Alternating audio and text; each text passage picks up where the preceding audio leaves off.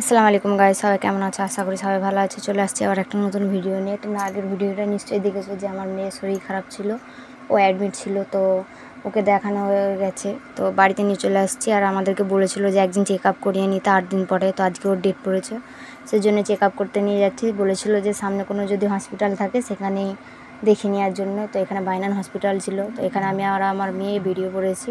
আমার মা বাড়ির কাজে ছিল একটু, তো বাজারের ওপর থেকে হেঁটে হেঁটে চলে যাচ্ছি দুজনে। আর 10টার দিক করে বেরিয়েছি, কারণ সকালের দিকে ভিড় কম হয়, বেলার দিকে আরও বেশি ভিড় হয়ে যায়। তো ফাইনালি আমরা পৌঁছে গেছি।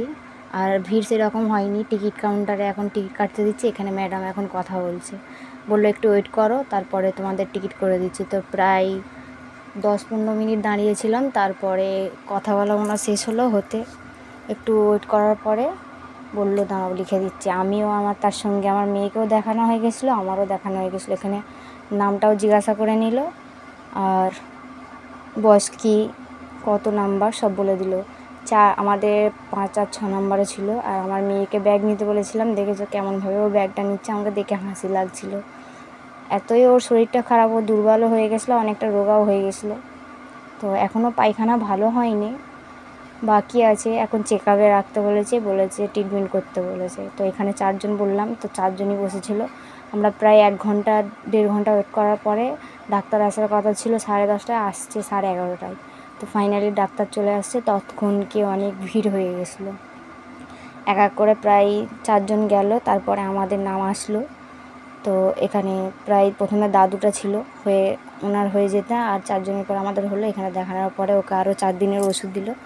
বলেছে 4 দিনে যদি কমে যায় ভালো, না হলে আবার একবার চেক আপে নিয়ে আসতে বলেছে। তো এখানে ওষুধ দিয়ে দিয়েছে, এখন আমরা বাড়ি চলে যাচ্ছি।